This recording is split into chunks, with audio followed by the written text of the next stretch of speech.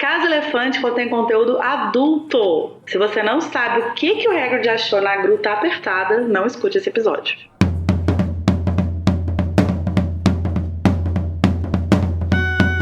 Olá, sejam bem-vindos à Casa Elefante. Puxe uma cadeira, pede um café e vem discutir a obra de J.K. Rowling capítulo a capítulo com a gente. Hoje, o 20º capítulo de Harry Potter e a Ordem da Fênix, a história de Hagrid.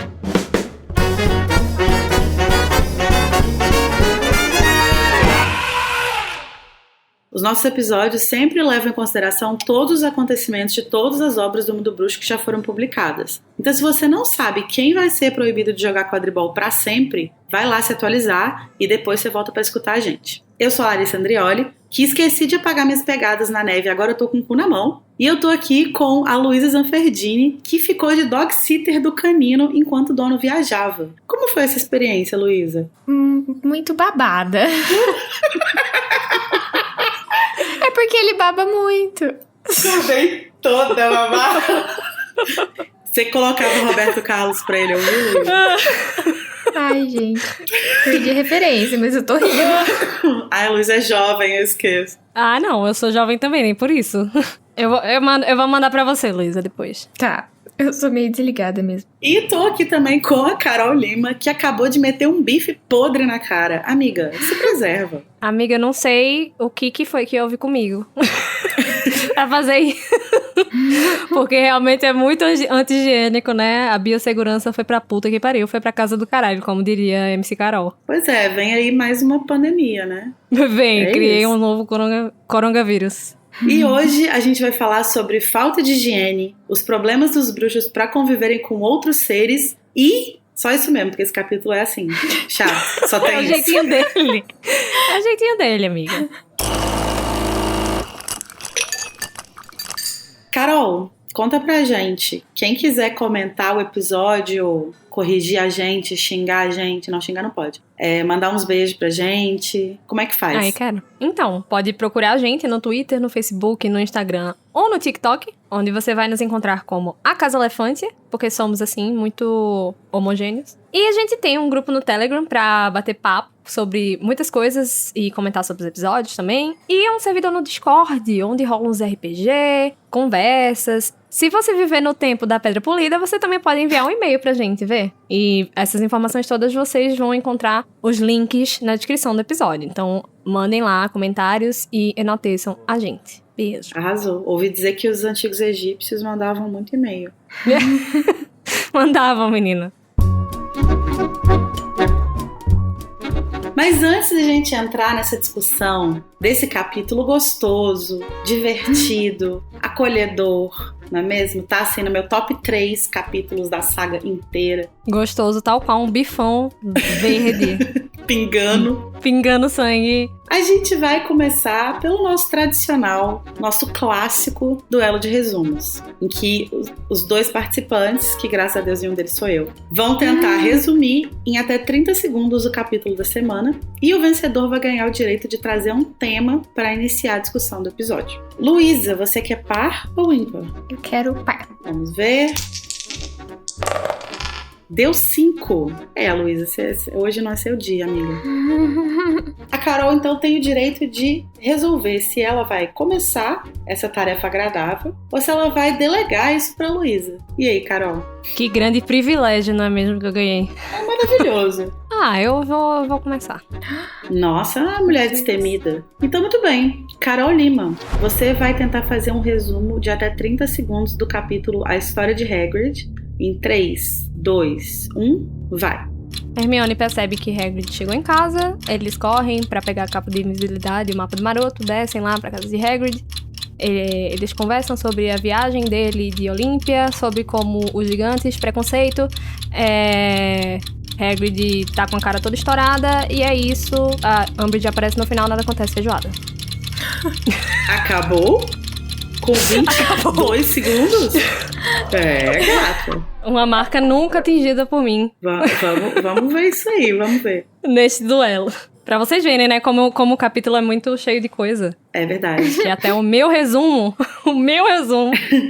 Acabou antes do Poxa, tempo. a Tami tinha que estar aqui hoje, né? Nossa, Fazendo. Tinha. Ia ser o momento dela. É verdade. Bom, então agora, Luísa, você tem a tarefa de bater o tempo da Carol, talvez. Né? Ou de oferecer um resumo de 30 segundos que seja riquíssimo. Tô pensando. O que não seria difícil, Qual vai ser né? uma estratégia? Então vamos lá. Luísa Zanferdini, você tem até 30 segundos para fazer um resumo do capítulo A História de Hagrid em 3, 2, 1, vai. É uma grande aula do professor Bean, só que as crianças prestam atenção e a gente tem que ler também e acaba sendo um pouco chato pra todo mundo.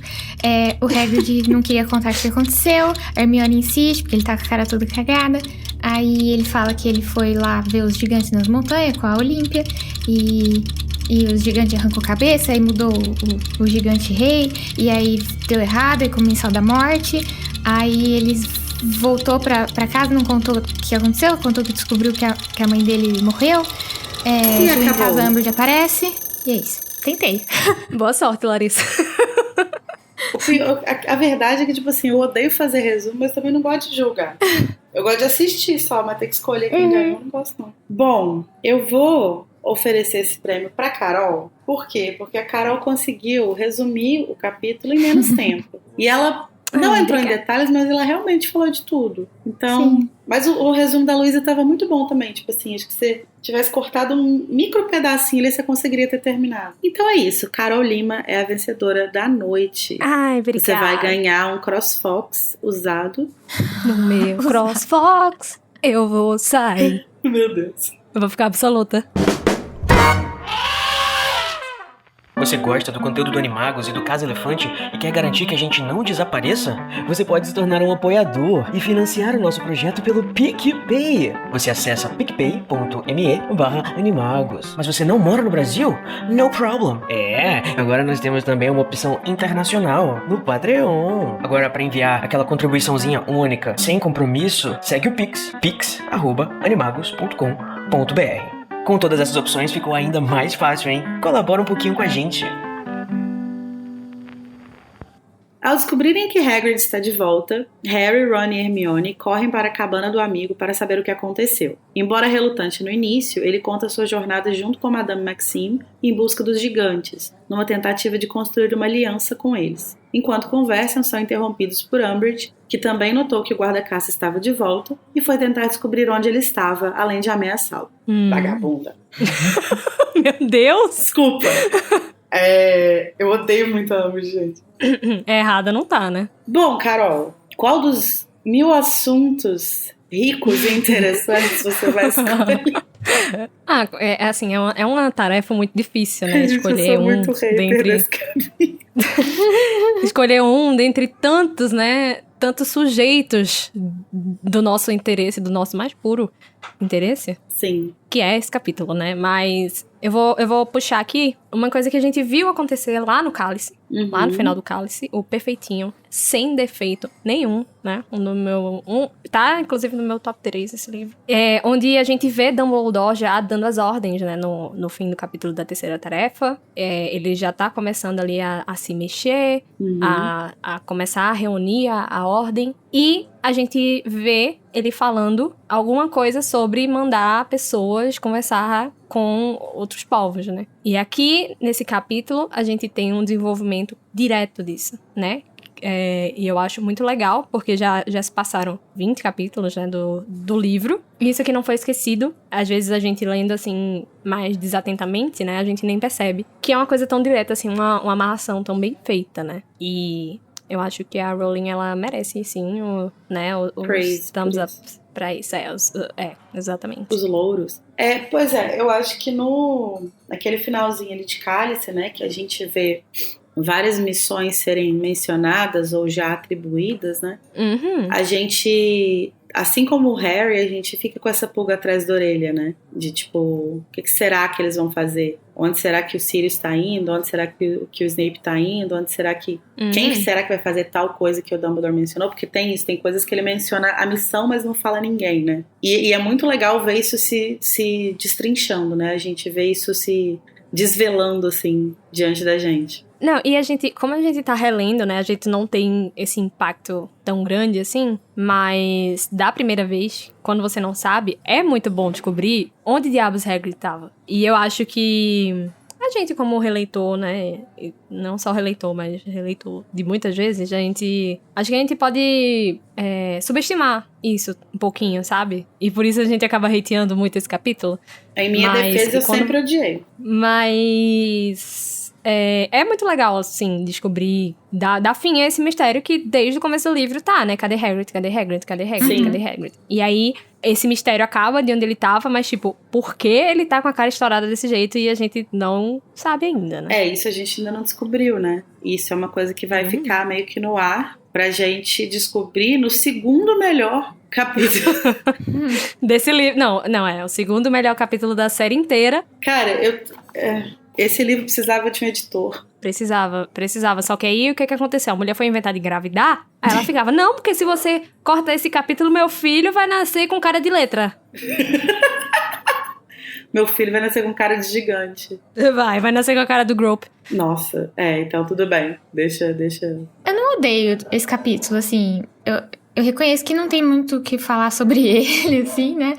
Mas é uma das poucas vezes que a gente vê eles falando da história dos gigantes, né? Então eu acho ok, assim. Sim. É como eu assistiria uma aula do professor Beans, sabe? Tipo, super curiosa, assim. Eu acho... Mas entendo o sono. Eu acho que, na verdade, sempre que eu falo que eu odeio esse capítulo, na minha cabeça eu sempre misturo ele muito com o do Grope. Que, na verdade, o que eu odeio de fato é o do Grope. Esse aqui eu só acho parado. Mas aquele lá eu acho, tipo assim... Meu Deus, gente. A Rowling...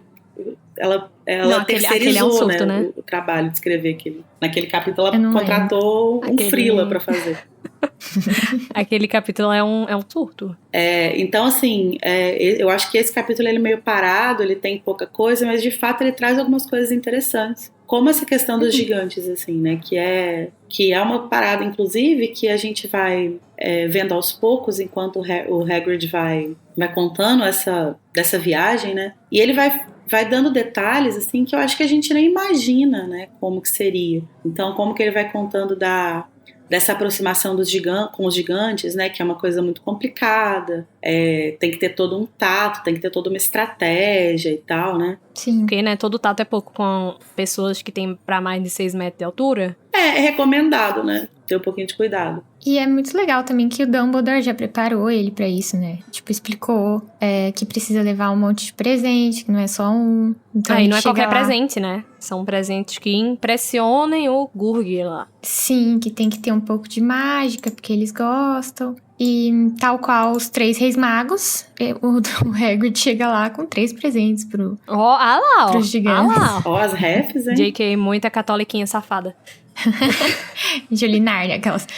Enfim, aí ele chega com um fogo gubraiciano, que é o fogo perpétuo, que pra mim também é outra referência ao Prometeu. Uhum. Um elmo que é indestrutível, que foi feito por duendes. Eu não faço ideia de como o Dumbledore conseguiu isso, mas enfim. Deve ter roubado. Agora, né? você me imagine o tamanho do elmo, né? Pois é. Imagina o Hagrid com um elmo nas costas. Tamanho de um caldeirão. Devia estar na bolsinha dele. Na bolsinha da Hermione. E um rolo de muita pele de dragão. Então, assim... A pele de um dragão inteiro, imagina. Muita coisa... meio Umas coisas de procedência duvidosa. Um pouco de exploração animal aí, né? Mas é curioso, você falou desse fogo, né, Luísa? E esse nome é um nome que ele, no original, é Gubraithian. E a origem disso é do escocês, né, do gaélico, que é eu não sei como é que fala, né, mas Gulbrat, que significa pra sempre. Uhum. E então Faz é meio que uma sentido. coisa bem literal, assim, de tipo, é um fogo que não se extingue, né? E eu acho bonita na verdade, a forma como é colocado, que ele não fala, tipo assim, a gente levou um fogo. Fala, a gente levou um ramo de fogo gubraiciano. Aí eu sempre imagino uma parada bem bíblica mesmo, sabe? Tipo, um ramo de oliveira pegando fogo. Essa parte, coisa inclusive, bonita. é muito imagética, que ele fala que ele coloca o ramo aos pés do gigante em cima da neve, sabe? E, tipo, é um cenário onde dá pra perceber que aquilo ali é um fogo eterno. Porque você jogar um ramo pegando fogo, né, na neve, é muito imagética essa parte. E até essa coisa dele ter que se curvar, né? E ficar encarando Sim. O rei, que não é rei o nome, né? O Grug. Ele, o super gigante. E O eu super lembrei... O gigantão. Ah, Luísa, você é a melhor O pessoa. gigantão.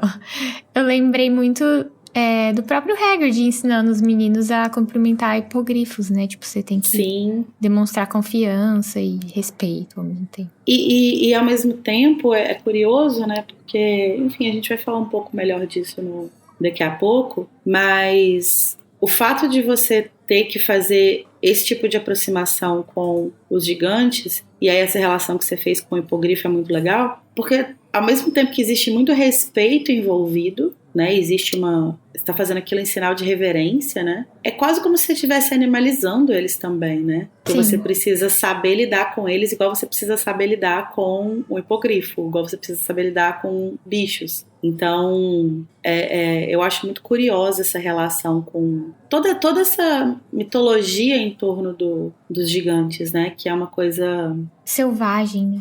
Exatamente. É meio que pra disfarçar, né? O medo que você Sim. tá, você vai maquiar aquilo com respeito. Sim. Mas eu acho muito interessante que isso tudo tem que ser feito, né? Justamente por culpa da forma que o Ministério da Magia, os bruxos em geral, né? Trataram os gigantes no passado. Sim. E que por isso eles, tipo assim, eles não querem conversa com magia ofensiva, né? E o Hagrid fala, né? Tipo, a Hermione pergunta quantos são, e aí ele fala que tem cerca de 70, 80. E aí é legal a gente lembrar que isso tá acontecendo na França, né? Toda essa coisa é na França. E aí ele vai falar que os últimos gigantes do Reino Unido foram mortos, né? Foram mortos pelos bruxos, né?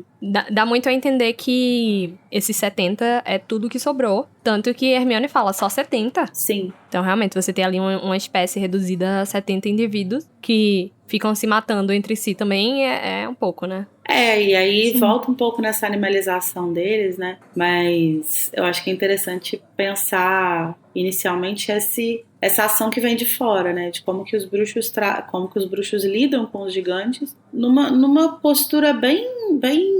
Eu acho que a gente poderia acho que a gente não tem números pra comparar e tal, mas eu acho que dá a entender que o que foi feito com os gigantes foi um genocídio, né? De alguma forma. Foi um genocídio. Hagrid comenta, né, que tinham mais de 100 tribos. Assim, a gente não sabe quantos indivíduos tinham uma tribo, mas certamente eram muito mais de 70 ao todo, né? Se a gente colocar aí uma média de 100 por tribo, né, já é tipo... Aí eu já não sei matemática, mas já é tipo 100 vezes 100. Eu acho 100 por tribo muito, assim. Uhum. Mas, sei lá, botar uns 20. 20 gigantes, gente. 20 gigantes É verdade. é uma galera, sabe? Muito espaço. E é uma postura muito colonizadora, assim mesmo, né? De tipo, esse espaço é nosso, e aí você vai, tipo, expulsando com violência, né? Essas pessoas, essas criaturas, né? Não sei como que a gente define gigante, acho que criatura, né? Eu não sei se eles chegam a ser seres na classificação, enfim. Mas de qualquer forma... Esses gigantes. De qualquer forma, você vai chegando, você domina esse espaço e você vai colocando os gigantes, expulsando eles com violência, né? Tipo assim, se Matando, né? Matando tipo, mesmo. Eu vou te matar e se você não quiser morrer, você caça foge, seu rumo. Acha um lugar e torce pra eu não querer o lugar onde você foi, porque se eu quiser, eu vou lá e vou te matar também. E aí eles ficam nesse número reduzidíssimo, escondidos, né? Nas montanhas. E aí até é curioso que quando a gente estava comentando no capítulo, né, o Igor notou um negócio e que é sempre muito divertida as formas como a Rowling relaciona coisas da nossa realidade e ela pega coisas da nossa realidade e dá uma explicação mágica, né? Então ela fala tipo assim, porque eles estavam roncando muito alto, aí teve avalanche. Os gigantes matam sim pessoas, mas essas mortes sempre são noticiadas como acidentes de montanhismo. Então ela vai pegando coisas que acontecem aqui e explicando por meio dessa mitologia, né? Dessa história que ela tá contando. Eu amo. Mas é muito do que dá esse sentimento do que, assim, ela tá contando uma história real, assim, e que faz muita gente esperar a cartinha de Hogwarts chegar, né? Sim. Ela consegue, acho que por meio desses detalhes, assim, dessas bobeiras, ela consegue criar uma verossimilhança mesmo, né? Porque aí, tipo assim, quando você tem lá 11 anos, 10 anos, você tá lendo, você para e pensa, porra, mas será que o negócio de montanhismo é realmente gigante? Principalmente quando ela fala que, tipo, os gigantes pareciam pedaços de montanha, né? Tipo, sentados lá e tal. Eu vi um vídeo esses dias falando como que seria se tivessem outras espécies de humanos na Terra. Era do Átila. E agora pensando nos gigantes, assim, são mais ou menos uma espécie de humano, porque consegue procriar, né? Não vou entrar nisso. Mas assim, e ele fala que provavelmente a gente ia conviver em paz, tal, não sei o quê. Mas, se for pensar, por exemplo, no paralelo com os animais, eles podem ter tentado domesticar os gigantes pra usar eles como, sei lá, mão de obra. Que ele consegue carregar muita coisa. Isso. Então, só que aí não conseguiram, porque os gigantes não, sabe? É um pouco difícil, né? Se domesticar um gigante. Eu acho que essa conclusão ela é muito otimista, sabe? Porque quando você pensa em outras espécies mesmo, de pessoas, a gente tem que lembrar que a gente não lida bem nem com gente diferente da nossa própria espécie, sabe? Sim. Então, é só pensar nos indígenas, é só pensar nas pessoas negras, é só pensar, sabe, em tudo que rola. E aí eu acho muito otimista mesmo essa conclusão dele. Eu acho que impossível. Sim. Também. Por isso que eu falei, tipo, eu acho que eles tentariam usar os gigantes e com não certeza, deu certo. Tentaram, certeza. não deu certo e aí resolveram acabar com eles.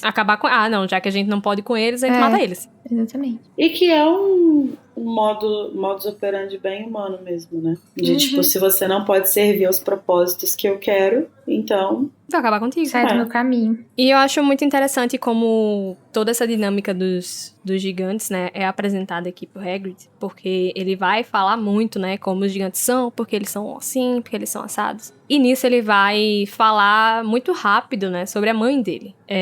Porque Hermione pergunta, né, se ele descobriu alguma coisa, e ele fala que ela morreu, que ele não quer falar sobre isso, e que ela não foi uma boa mãe, amarrando isso a tudo que ele fala sobre os gigantes, né? O que é importante, porque vai dar uma ligação com o Grope, né, num capítulo futuro, mas mesmo assim faz a gente pensar, né, sobre por que ele tá falando todas essas coisas sobre os gigantes, né, porque parece que é muito uma confirmação de todos os vieses de tudo que Rony já falava dos gigantes, né, nos capítulos passados. E a gente sabe que Hagrid, ele é meio gigante. Ele tem ali uma ligação. Será que isso não é ele rejeitando essa própria parte dele, né? Faz a gente pensar. A gente não tem material suficiente, assim, sobre os gigantes para saber o quanto disso que ele tá falando é real, o quanto é uma estereotipação. A gente não tem muito como saber exatamente, né? Mas eu acho que talvez muito da forma como o Hagrid fala sobre os gigantes e tem a ver primeiro com essa experiência da mãe dele, dela ter abandonado ele, né? E aí talvez ele já tenha uma resistência em compreender as pessoas, a espécie de onde ele vem, né? A origem dele, assim, dele ser generoso com essa origem dele e se abrir para saber quem eles são. E eu acho que tem a ver também com o fato de que, dado o abandono que ele sofreu da mãe dele, ele passou a vida inteira imerso na ideologia bruxa, né? Tanto que o Hagrid é um personagem que reproduz uma porrada de preconceito. Ele, assim como os Weasley, que a gente volta e meia fala, né, que eles estão lá para mostrar meio que o senso comum bruxo. O Hagrid reproduz muito disso. E tu acabou de me fazer realizar agora que por isso que ele se torna uma figura maternal, porque ele quer compensar justamente essa ligação que ele tem com a mãe dele, que assim, ele não escolheu, e que ele, não tive isso, eu quero me distanciar o máximo que eu posso disso. Eu vou ser uma grande mãe aqui, porque eu não tive mãe, eu não quero conversa com a minha mãe, eu não sou igual a ela. Nossa. Meu Deus, o meu headcanon agora. Arrasou, amiga. Arrasou. Mas, por falar em mãe, eu queria deixar muito claro que chegou a hora, nesse episódio, da gente ter essa conversa. Nesse episódio, não falaremos sobre a concepção do Hagrid, tá bom? Não falaremos sobre isso, tá? Porque Tamires, se tivesse nesse episódio, já tinha jogado isso aqui na mesa. Eu não joguei porque eu tomei um pito na pauta. Luísa tentou. Já fui censurada de novo, tô sendo censurada nesse podcast. Amiga, não é uma censura, é uma tentativa de manter a sanidade. Bom senso. Sabe? Olha, eu demand que Luísa e Tami estejam no capítulo do Growth, elas vão falar muito disso. Pra elas falarem muito disso, juntar Tico e Teco pra conversar sobre como Hagrid foi concebido. Eu, ela e o Code. Por mim, sabe o que fazia? O dia que tiver um advento de novo, Não fala isso que Igor começa a se tremer todinho. O dia que tiver, se tiver um advento, ou assim, vou fazer um episódio bônus. Uma live evento, pra não ter edição. Junta Luísa, Tami e Code, dá o microfone na mão deles e fala... E você vai mediar. Eu vou mediar o caralho. Divirtam-se. E vai longe. Pode falar a noite inteira. Não vou negar que eu ia me divertir. Fiz Larissa descer do salto. Mas aproveitando que a gente tá falando aí sobre os gigantes, né, que a gente tá destrinchando um pouquinho de como eles estão ligados com o mundo real e tal, a gente vai chamar aqui um convidado especialíssimo, que quase nunca tá aqui no podcast, tá? É raro, aproveitem a oportunidade de ouvir a voz do Igor Moreto, que vai trazer pra gente um spot sobre os gigantes.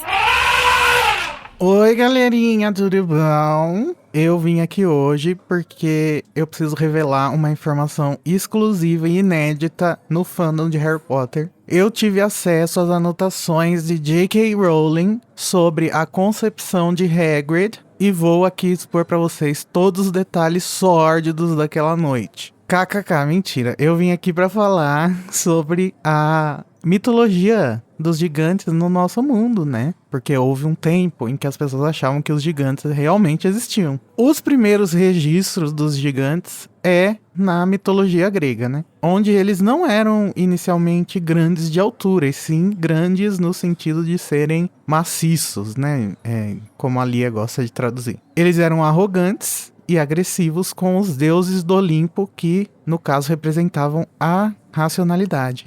Então eles faziam uma afronta à ordem e à racionalidade que os deuses do Olimpo estavam ali para garantir. De acordo com Hesíodo, Gaia e Urano tiveram vários filhos, mas o Urano não gostava deles. Então a Gaia deu uma foice pro Cronos, que era filho deles, e da próxima vez que o Urano foi atrás da Gaia para fazer sabe-se lá o quê, o Cronos cortou o órgão sexual dele. E o sangue do corte, ao cair na terra, criou os gigantes. A guerra entre os deuses e os gigantes na narrativa grega mostra a luta da ordem contra o caos, da barbaridade contra a civilização. E representa a racionalidade e a benevolência dos deuses sobre os aspectos negativos da sociedade humana. O mito dos gigantes parece acontecer com frequência em lugares onde existem vulcões e terremotos frequentes. Na época, eles acreditavam que os gigantes viviam enterrados nesses lugares e que os seus movimentos eram que causavam essas erupções e os tremores dos terremotos. Os gigantes chegaram a aparecer nos relatos feitos pelo historiador romano Dion Cássio da erupção do vulcão Vesúvio, que arrasou as cidades de Pompeia e Herculano. Hoje em dia, especula-se que a transformação dos gigantes em seres grandes tenha começado com a Odisseia de Homero, apesar deles aparecerem em outras culturas que não têm a mesma origem pelo mundo, com essa característica posteriormente. Na mitologia judaico-cristã, algumas criaturas semelhantes aos gigantes gregos também aparecem como criaturas agressivas e irracionais que desafiam a ordem. Então é isso, galera. Agradeço aos ouvintes da minha explicação. Voltem para mais aulas de mitologia e história do Igor. Tchau! Eu acho interessante como a Rowling pega esses elementos, né, da mitologia e inclui aqui na história dela, do jeitinho dela, né, e ela até faz isso, né, do que as mitologias faziam, que era explicar eventos da natureza, coisas que aconteciam, e aí ela vai explicar justamente os montanhistas e por que eles morriam e tal. Eu acho legal ela fazer isso aqui. Sim, e ela coloca eles nas montanhas também, né? Sim. Acho que nesse sentido, faz muito sentido pensar que ela cria sua própria mitologia, né? Porque Sim, com certeza. ela faz exatamente a mesma coisa, só que com os elementos da história dela, que são importantes para a história dela, né? Ela faz a mitologia dela. É isso. Agora, gente, a gente estava falando aí dos gigantes, o Igor trouxe aí esse drop de conhecimento pra gente. Vamos falar mais então sobre eles em si, né? Sobre as informações que a gente recebe nesse capítulo sobre eles. Porque a gente realmente a gente não sabia quase nada sobre eles. E na verdade... Essas crianças não prestam atenção, né, na aula de história. Não prestam atenção em nada. E a gente só vai ter uma aproximação um pouquinho ali da ideia dos gigantes no quarto livro, quando a gente descobre que o Hagrid é meio gigante, né, tipo, oficialmente. E aí começa a se falar sobre isso, assim. Mas nesse capítulo a gente vai receber bastante informação, né, sobre como que eles funcionam, como que é a dinâmica social deles mesmo, entre eles ali, nessas tribos e tal. E aí, acho que voltando naquilo que a gente começou a falar mais cedo, sobre como que o Hagrid faz uma descrição bastante negativa, né? Ele realmente parece ter uma visão muito negativa, que eu tenho esse palpite aí, talvez, que tenha a ver um pouco com a mãe dele, mas eu acho que tem muito a ver realmente com essa imersão dele na sociedade bruxa, assim, que é uma sociedade muito preconceituosa, né?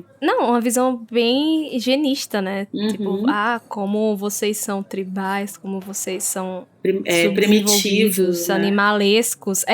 Uhum. Vocês não sentem também uma vibe meio quando os portugueses chegaram no Brasil e ficavam dando presente pros indígenas, tipo, espelho, essas coisas? Meio que pra amansar eles, assim. Uhum. E que tem muito a ver com essa educação colonizadora mesmo que a gente teve, né? Uhum. Que Sim. eu acho que hoje eu vejo muito isso inclusive é uma parada muito legal do meu trabalho, né? Porque eu trabalho diretamente com um livro didático. Então eu vejo como que mudou a forma como se fala sobre essas coisas da época que eu estudei para agora, que assim, né, tem bastante tempo já, né? Que eu comecei minha vida escolar. Amiga, você não precisava ter dito isso. Não, mas é porque, tipo assim, eu não acho que... Eu não sei dizer se foi uma mudança brusca ou se foi uma coisa muito gradual. Mas assim... Não, foi uma coisa gradual. Pensando na forma como eu percebi, né? A forma como eu recebi esse conhecimento lá, quando eu tava na escola, tipo, desde a primeira série até o terceiro ano. E como que eu percebo isso hoje, tipo, quase 20 anos depois, assim. Era muito a cartilha do colonizado, né? Muito colonizado. Olha como o Brasil foi descoberto e Sim. os indígenas foram catequizados, graças a Deus. Cara, eu lembro quando em 2000, quando teve os 500 anos do Brasil, né? Eu lembro de fazer diversos trabalhos na escola e eu lembro de usar um livro que chamava 500 anos de Brasil, assim, que era um livro muito bonito, assim, tipo, fisicamente falando, tipo, com muitas fotos, muitas imagens, umas imagens muito bonitas, assim, umas fotos muito legais, mas que tem essa visão de, tipo assim, de descobrimento. Eles descobriram o Brasil, né? E, nossa, olha que coisa boa, né? Que eles descobriram o Brasil. Trouxeram Deus para salvar essas almas. Trouxeram a civilização. E hoje você pega um material didático de história e é muito diferente. E aí isso tem a ver, inclusive, com leis que foram aprovadas, né, nos últimos 20 anos, assim, que obriga a inserção de conteúdos sobre história da África e história indígena, né? Então você vê, por exemplo, você pega um livro de arte hoje, você tem capítulos e mais capítulos sobre arte indígena e que realmente, e que não olha para arte indígena com um olhar tipo de exotismo, sabe? Olha realmente com um olhar de interesse, como se olha para uma arte da Europa, como se olha para uma arte dos Estados Unidos. Sim. E eu acho isso muito fascinante, né? Assim, sabe? Eu acho que ainda tem um caminho muito longo pela frente, mas eu acho muito fascinante ver como que isso mudou, assim. Eu lembro muito que na minha época de escola falavam que os indígenas eram preguiçosos. Sim. Que eles ficavam deitados em rede o dia inteiro e quem trabalhava para desenvolver e melhorar o estado da terra que eles descobriram eram os portugueses. Eu, pessoalmente, eu vivi essa mudança. Quando eu tava no começo da escola ali, né, primeiro ano fundamental e tal, a conversa era essa, sabe, era a cartilha do colonizado, e ao longo dos meus anos, a narrativa foi mudando. Já eram apresentadas as coisas de uma forma diferente, mas era muito isso de, tipo, como os povos são ditos bárbaros, né? Como eles são subdesenvolvidos, como eles são pouco esclarecidos e como o colonizador, o bonzinho, benevolente, vai lá entregar, né, o conhecimento dele. Oh, meu Deus, como ele é incrível. E é muito isso, né? É limpar mesmo, higienizar a narrativa. E aí eu acho que isso é legal a gente pensar nessa coisa da educação, né? Trazendo essa nossa experiência da nossa vida real mesmo, né? Porque eu acho que isso aparece muito nos livros de Harry Potter, não com os gigantes exatamente, porque se eu não me engano a gente não tem, tipo, acesso a nenhuma aula em que se fala sobre as questões dos gigantes, a gente vê mais sobre os duendes, né? É porque os meninos não prestam atenção. Aí fica difícil. E nem nas dos duendes eles prestam atenção também.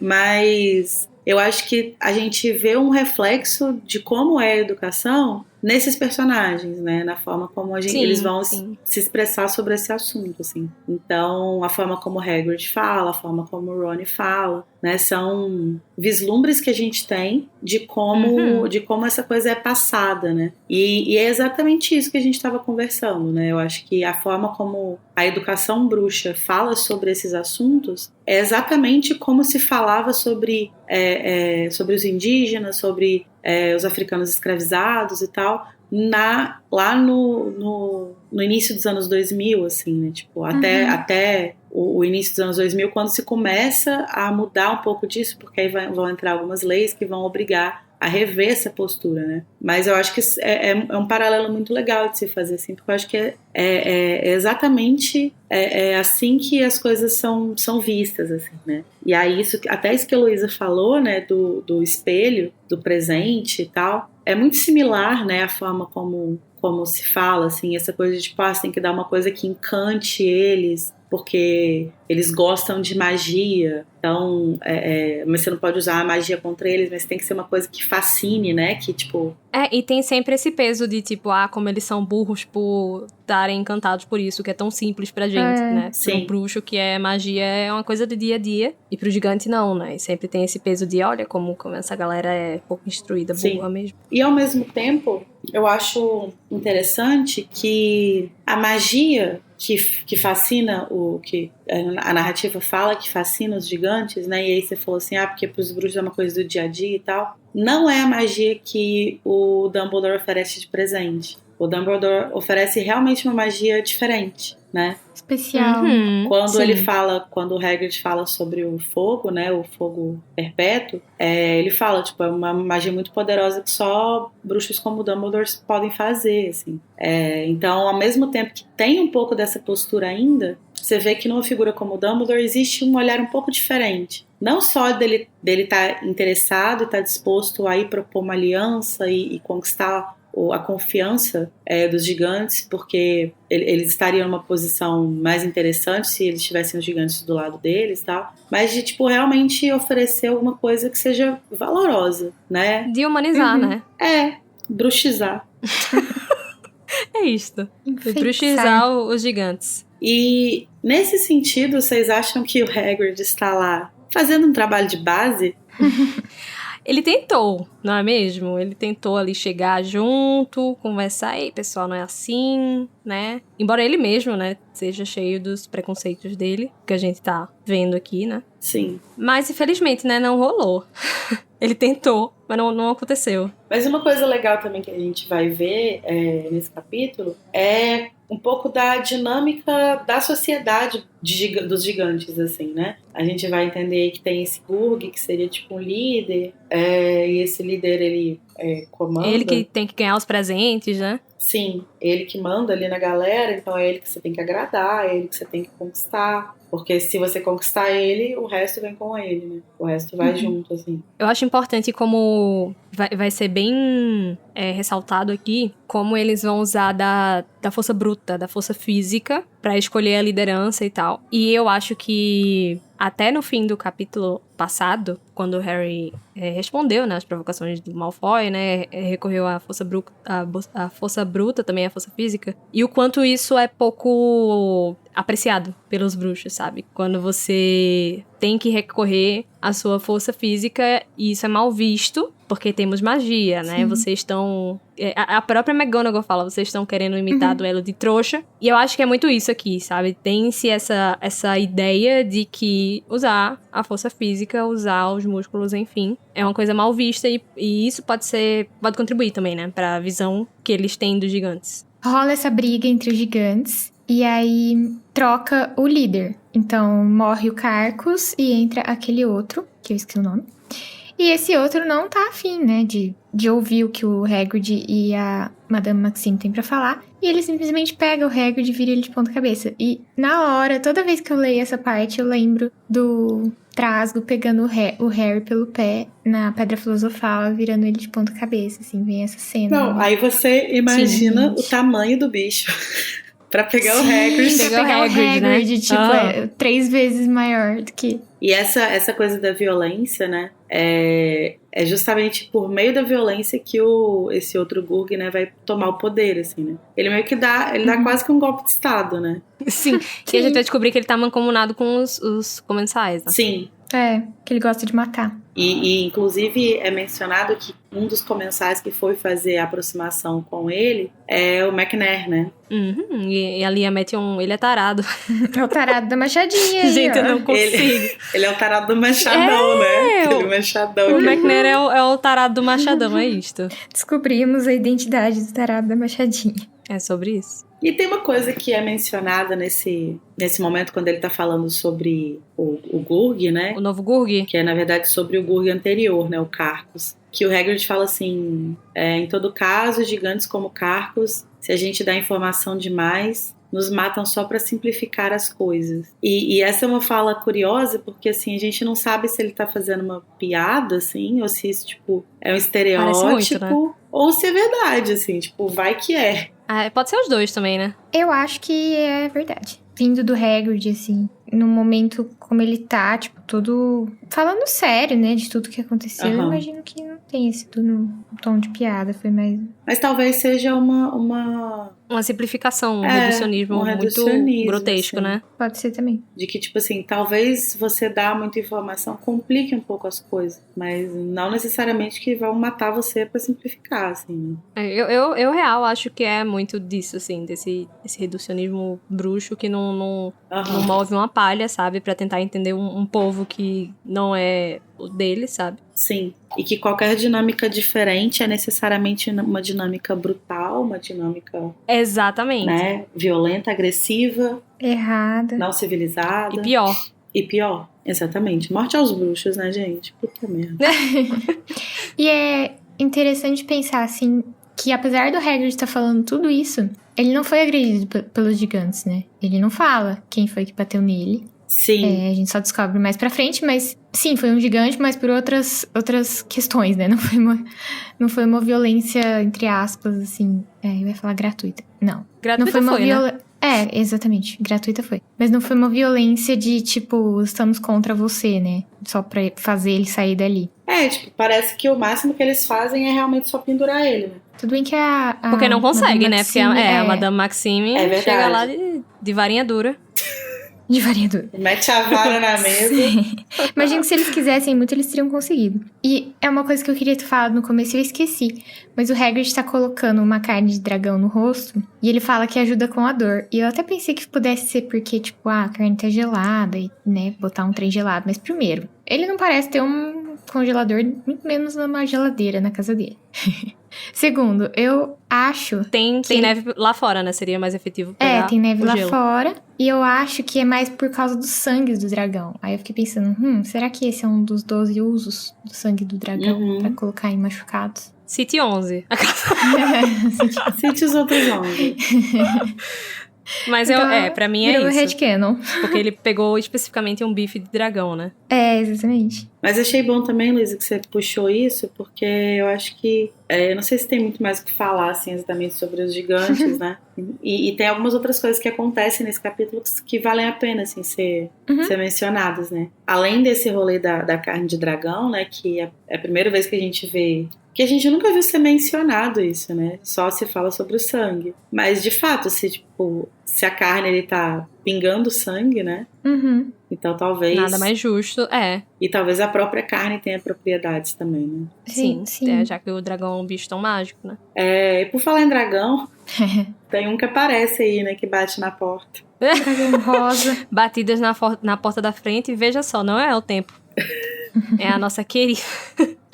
É a nossa queridíssima, né, que nós amamos odiar, Dolores. E ela vai chegar justamente, né, como esse grande bastião do Ministério da Magia e vai exemplificar, né, como é esse tratamento dos bruxos com os gigantes, né, sendo essa pessoa maravilhosa, né, que ela é preconceituosa, né, nojenta, toda disposta a piorar a situação de qualquer maneira que ela consiga. Sim. E ela é muito desagradável, né? Cebosa. Ela é muito desagradável. E ligeira, né? Que é o que a gente tinha falado antes. Tipo, ela é muito esperta, porque ela saca tudo. É interessante também que, tipo, o Hagrid, ele não entende muito, né? Esse jeito que ela fala com ele, as coisas que ela vai falando. E ele meio que vai agindo com ela como se ela não fosse uma ameaça, né? Então ela fala, eu sou Dolores Umbridge. Uai, você não trabalha com Fudge? O que você tá fazendo aqui? Me dá a impressão, porque como ele tava isolado, né, de tudo e de todos, sem receber notícia, enfim, me dá a impressão que ele não entendeu a gravidade da situação ainda. Sim, faltou um briefing, né? O Dumbledore não deu um briefing. Faltou. Não deu nem tempo. E por isso que ele não dá muita importância, assim, aos alertas de Hermione, porque ele não tá sacando o que tá rolando, sabe? E ela tenta muito, né? Ela ainda fala, não, se eu tiver que preparar as aulas dele, eu vou preparar. Sim. Só que é foda, Olha, né? gente, Tipo, não merece crítica nenhuma, Hermione, tá? Mas eu acho fofa essa confiança dele, essa autoconfiança dele, porque ele tá falando dos testralhos, muito provavelmente, né? Não, ele tá falando dos testralhos. Sendo que, com o histórico que ele tem, né, as crianças realmente estavam ali, não estavam erradas, né? Mas assim, eles até que são uns bichos interessantes, se for pensar. Não, eles são super, mas eles não sabiam que eram os testralhos, sabe? Eles acharam que era, tipo, Explosivinhos parte 2. E ele até comenta que provavelmente ele tem o único rebanho domesticado da Grã-Bretanha, né? Não que a Grã-Bretanha seja muito grande, né?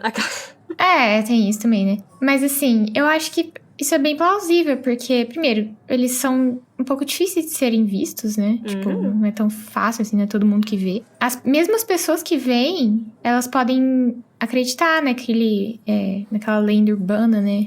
Lenda bruxa, de que eles são um mau presságio. Sim. Então, as pessoas preferem manter distância. E eu acho que é a cara do Hagrid criar um rebanho de animais que as pessoas evitam. Não, e até pra você ter estrutura pra criar um bando de bicho que... Sim, que voa. Voa, sim. E é curioso, assim, pensar, eu fiquei pensando um pouco sobre os testralhos, né? Porque se ele tem o único rebanho domesticado da Grã-Bretanha, a gente supõe que existem rebanhos não domesticados, né? E aí, tipo, será que eles vivem selvagens, assim? Tipo, onde será que eles ficam? Tipo, por que será que eles são... Será que eles são difíceis de domesticar ou é isso que a Luísa falou, de que as pessoas não têm muito interesse? Porque tem esse medo não fazem, e tal. eu acho que as pessoas não fazem questão. Eu acho que é isso. Eles se mostram dóceis, né? Tipo, todo mundo voa neles e tal. Mas esses são domesticados, né? Mas é igual você... Imagino que é igual cavalo. Tipo, você achar um cavalo. Não chegue perto wild, dele. assim. Não chegue tipo perto assim, dele. Não passe atrás dele de jeito nenhum.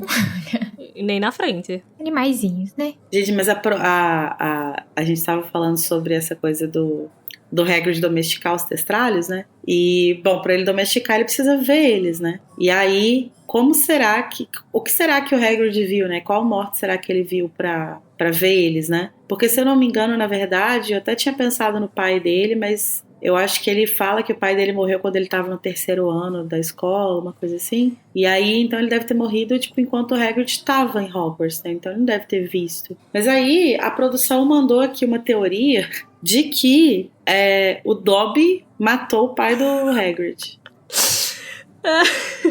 A produção disse, inclusive, que tem 8 páginas 8 essa teoria. parágrafos. 8 parágrafos. 8 parágrafos. A gente, Que já é muito. É muito. Já é muito. A gente precisa se aprofundar aí nessa teoria pra trazer com mais propriedade pra vocês. Seria por isso que o Dobby não gosta de matar, só de ferir gravemente? Porque ele já Já foi causou a obrigado morte. a matar? É, já Por que causou o a morte Dobby a pessoa. mataria o pai do Hagrid? Será que foi ordem dos Malfoy? Por que os Malfoy mandaram pra matar o pai da... gente, enfim, né? Eu queria saber onde as pessoas vão pra Larissa, chegar para, nesse você tipo de tá teoria. me fazendo ter vontade de ler esse negócio aí, essa bomba. Mas enfim, Precisamos falar precisamos falar sobre a lua de mel. a lua de mel. O sul da França. Tudo, amiga, tudo. Dijon. Dijon. Chiquérrimo. É. Essa viagenzinha aí do Hagrid com a Madame Maxime, vocês acham que rolou um romancezinho ali já? Você acha que aquela... Com certeza. Vocês acham que eles ficaram juntinhos ali na gruta? A gruta apertadinha, apertadinha. Aham. Ao som de gigantes se matando. O ronco dos... Olha, ele começa a falar, né, que eles chegaram em Paris primeiro e depois foram como se fossem em direção a Beauxbaton, né? E aí, pra mim, essa foi a parte super lua de mel, que estavam na missão, mas estavam Tem que dar uma na real, disfarçada aproveitando aqui. também. Então a gente não, vai é. aqui um jantar na Torre Eiffel. Exatamente, Turistar, gata. tirar foto com pau de Aí, céu. Aí quando chega na Wild Nights, vamos aqui dormir agarradinho, pra não passar frio, não morrer de hipotermia, tudo. Ai, bem Pita e Katniss na arena. É isto.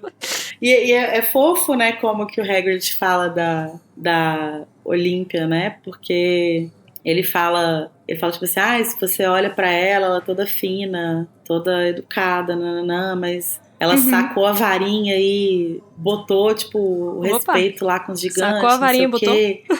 Super ligeira. E aí fala, tipo, ela não reclamou em momento nenhum a gente subindo montanha, não sei o quê. E você vê que acho que tem uma visãozinha ali um pouco misógina, né? Machista, sim, com certeza. Mas ao mesmo tempo é legal ver como que essa viagem mudou a visão dela, né? De tipo, Sim. que existe muita admiração Parece, ali, né? Acho que ele realmente ficou muito encantado, assim, tipo, com esse outro lado dela que ele não conhecia.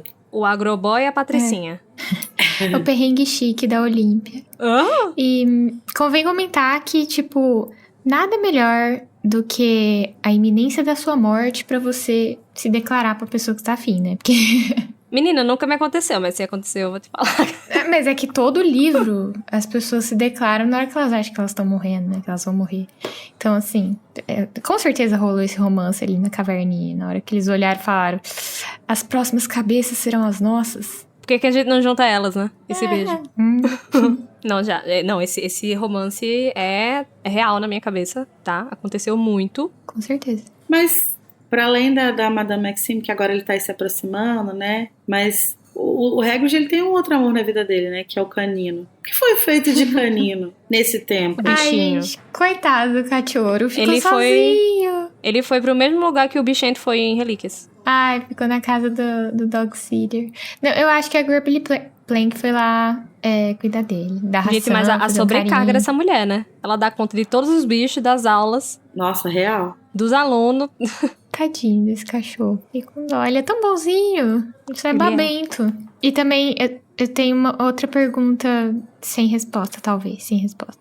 Que é sobre a luz debaixo da capa da invisibilidade. Vocês acham que vaza ou vocês acham que ela fica invisível também? Pra mim faz sentido ela ficar invisível, né? É, porque senão Sim. a capa é inútil.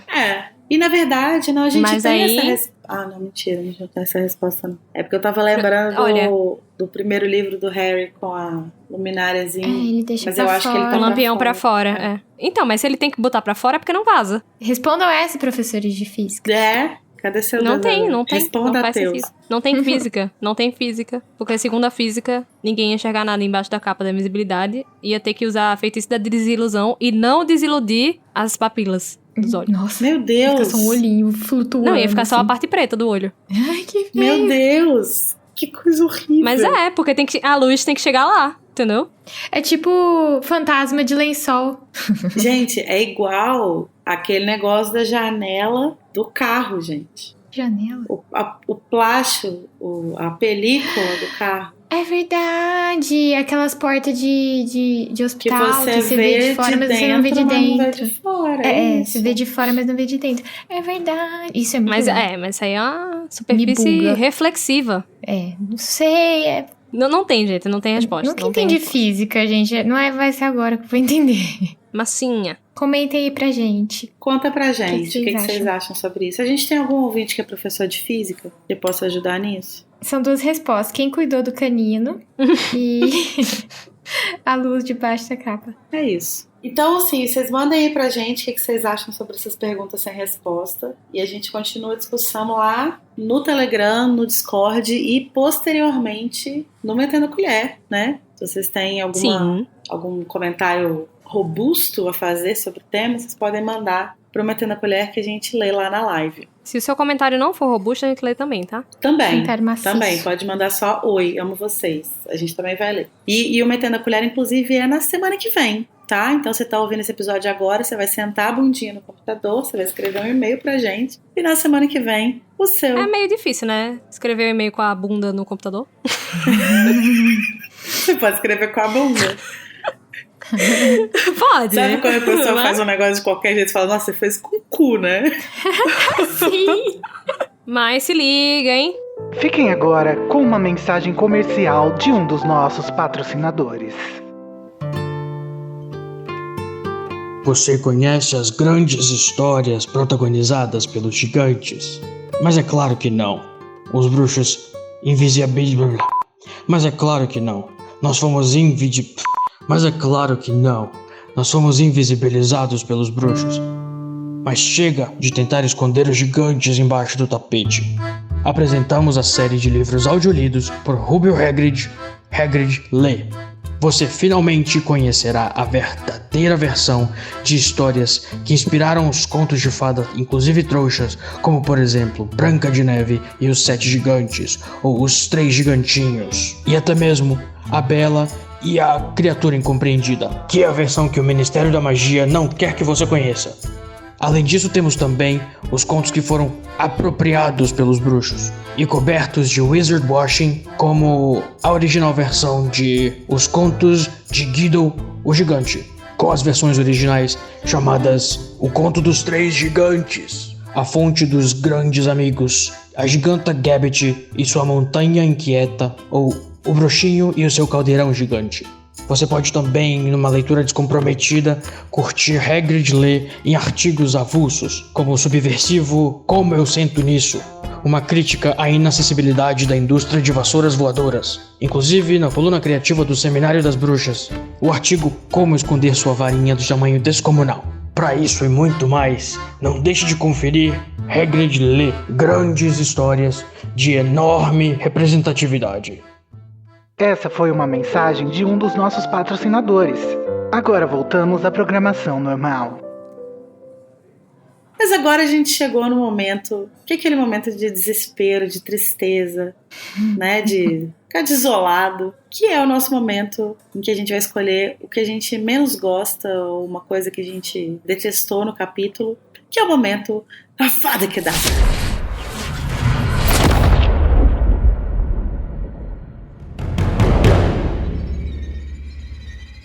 Avada Kedavra! Ai, tem aquele novo, né? Aquele Mendu. Esse eu não vi, eu quero ver. Que você pega um negócio também muito pequenininho, assim, tipo uma batata palha, na pontinha do dedo e aponta e fala... Uma batata palha. Eu amo. Ai, gente, eu amo a internet. Luísa, qual que é o seu Avada Kedavra desse capítulo? Pra mim é censura, que eu não aguento mais essa censura. Tô brincando. Você vai dar uma avada da nossa querida host, Larissa Andrioli? Ai, não, eu vou... Pô, podia ter me matado antes de eu ter que gravar esse capítulo, né? Minha amiga preferida, a morte. Ai, que ótimo. Eu amo quando vocês odiaram esse capítulo. Mas só pra não deixar de dar um pra Umbridge, meu avadinha vai pra ela e pra minha censura. Merecido. Justo. E você, Carol? Qual que é o seu avada? O meu avada vai pra ela, né? Não, mentira. Já que Luísa já fez as honras, né? O meu avada vai pra falta de higiene do nosso querido Rubio Hagrid, tá? Porque não precisa tá colocando bifão de dragão na cara, tá criando coronavírus por aí, tá? Dragão vírus. Disney. É a varíola do dragão, né? Sim, foi assim que surgiu. Foi isso que matou o Flea Potter. E os pais da Tina e da Queenie. Bom, gente, o meu Avada vai... Surpreendentemente, né, amiga? O meu Avada vai pro capítulo. Não tem jeito, eu não consigo... Assim, eu acho que a nossa discussão de hoje melhorou muito a minha visão dele, porque acho que dá pra tirar umas paradas bem legais, assim, e tal. Mas, de modo geral, eu ainda acho que é um capítulo... Então é isso. Meu Avada vai pra um trecho que começa no título e termina no ponto final. Poderia ter sido um parágrafo, né, esse capítulo. Não, a Rowling escreveu esse capítulo com a bunda. Com a bundinha sentada no computador, né? Sentou a bundinha no computador, falou pronto, enviar.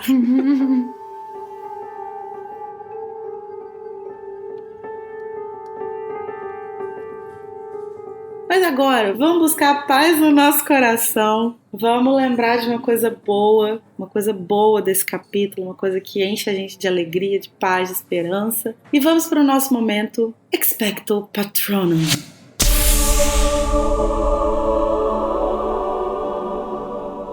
Carol, conta pra gente. Qual que é o seu patrono? Então, eu vou reunir minhas forças, né? Vou mentalizar aqui, eu passando em cima da Umbridge com o meu CrossFox que eu ganhei. E vou dar o meu patrono pra Hermione, a maior de todos, fada solidária, dizendo que, se precisar, ela vai, ela mesma, planejar as aulas de trato das criaturas pra o amigo dela não ser taxado pela sapona. Eu acho perfeitinha, nunca errou.